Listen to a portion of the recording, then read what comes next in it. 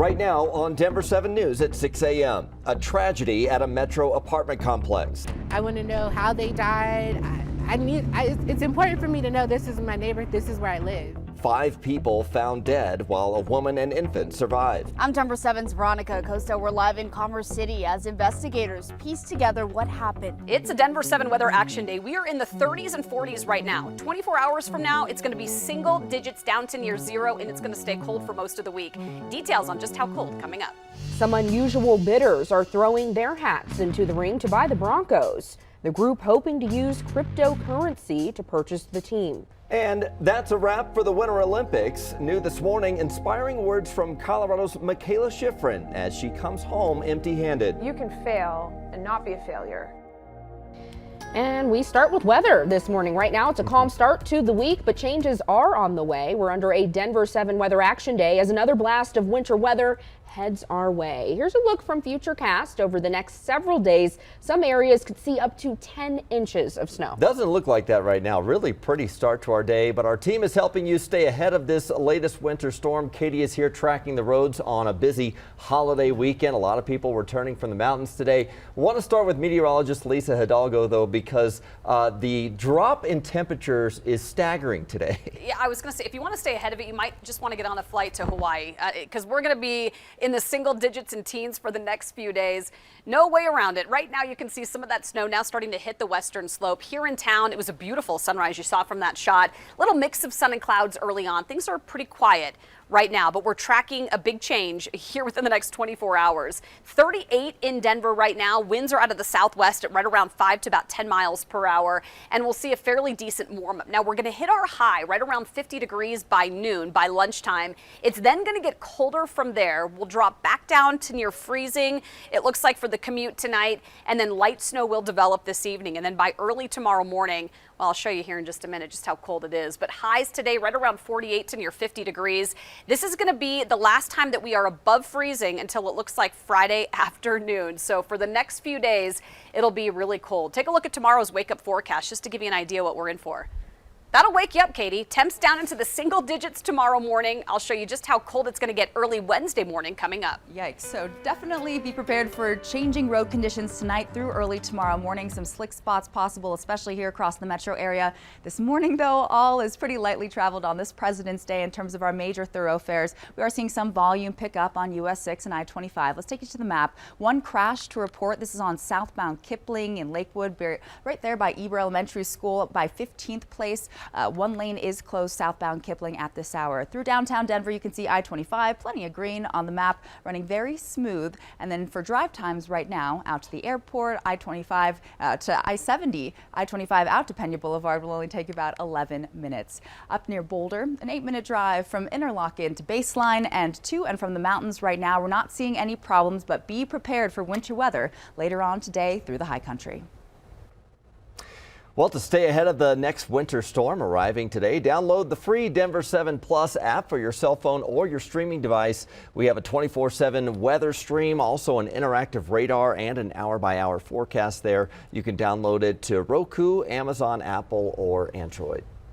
This morning, a Colorado community is coping with an unthinkable tragedy. Police found 5 people dead inside a Commerce City apartment yesterday. An infant was also inside. That baby and another woman were found alive. We have team coverage, though, this morning, starting with Veronica Acosta live in Commerce City with where this investigation stands. And Veronica, it's pointing in a really dangerous direction. It is, and police are really still piecing together exactly what happened here, but you can see it behind me, that police tape, it is gone. Those police officers, those investigators also gone this morning. So let's run you through exactly what we know. We know 3 women and 2 men were found dead inside of a unit at this apartment complex here in Commerce City. This is called the North Range Crossings apartment complex. Police found the 5 adults after being called around 3:45 yesterday afternoon. Now, still unclear what exactly led to the death of all 5 of those adults, but police did say they found substances that could be described as, quote, illicit narcotics inside of the unit. They said no hazardous gas was detected inside. One woman and then that 4-month-old baby were also in that unit, but police did say that they were okay.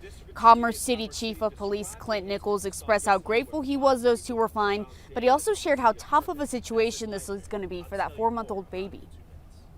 There are some people dead inside of an apartment and an infant lived. I hope the parents were not in there, but been doing this long enough, I would probably be safe to suggest that the parents probably were inside. And so for the infant, yeah, that's going to be a long time without parents. And police did make it clear there's no threat to the community or the public here as they continue this investigation. Coming up in the next half hour, we're going to tell you how neighbors are feeling this morning. We're live in Commerce City. I'm Veronica Acosta, number 7. I know a lot of hearts are broken this morning, Veronica. Christian Lopez continues our team coverage. Christian, the district attorney says early indications show drugs might be the cause. Yeah, that's right. Definitely a very tragic situation. We did speak with District Attorney Brian Mason, who represents Commerce City. He was out here on the scene last night.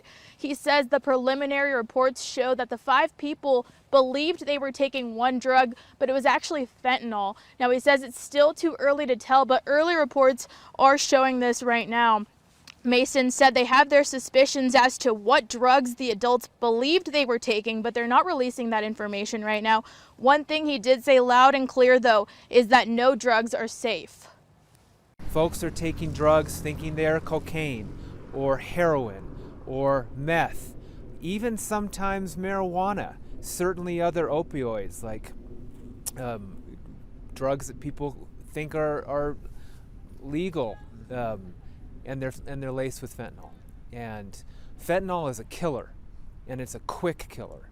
And fentanyl is way throughout our community right now. It's all throughout the United States, and it is killing people who unsuspectedly think they're taking a different kind of drug. And he says it's hard to track where the drugs are coming from, but they are looking into that right now. This is being treated as a criminal investigation, and he says penalties for distribution need to increase to prevent this type of nightmare situation from happening. We are live in Commerce City. I'm Christian Lopez, Denver 7. Yeah, it is so scary. All right, thank you, Christian. Well, looking internationally in a final effort to prevent a war between Russia and Ukraine, President Biden has agreed to meet with Russian President Vladimir Putin this week, but only if Russia does not invade first. Sources tell ABC News Russian commanders have been given the order to prepare to strike, and Russian troops have been conducting massive military drills near the Ukrainian border. The Kremlin says those will continue. The U.S. says Russia is creating lists of Ukrainians to be killed or sent to camps after soldiers move in. This weekend, Ukrainians in Colorado rallied in solidarity at our state capitol. Those with family there say this is history repeating itself, and they're worried about the devastating consequences of war. People from other Eastern European countries like Belarus and Lithuania were also at the rally, and they're concerned if Russia invades Ukraine that their home countries might be next. Your time is now 6:08. People in Broomfield are still finding pieces of the Boeing 777 plane engine that exploded 1 year ago yesterday. United Airlines is still facing passengers' legal claims and lawsuits.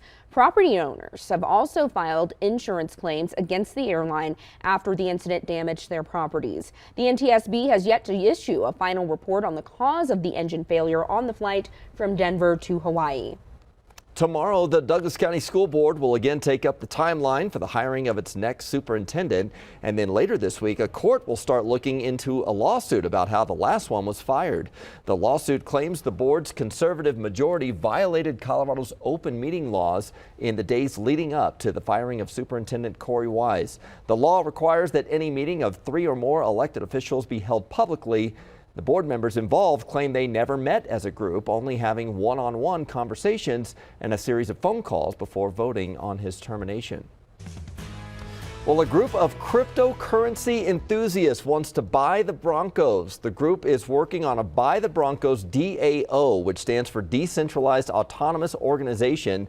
The group includes a mix of attorneys, accountants, software developers, pro athletes, and at least one mathematician. The goal is to raise $4 billion in cryptocurrency in a very short amount of time. Governor Jared Polis, though, says he's intrigued by it. The man leading the charge says he hopes the possible bid will encourage more DAOs to solve problems like hunger and homelessness. Well, last night was huge for the NBA's best players. The players squared off in the NBA All-Star game in Cleveland. Yeah, there was our guy right there, the Nuggets' Nikola Jokic, one of the starters for LeBron James' team. He had 10 points, 9 rebounds, and 8 assists, so very productive in his 21 minutes on the court. He played the least amount of minutes among the game starters. LeBron James hit the game-winning shot to give his team the 163-160 win.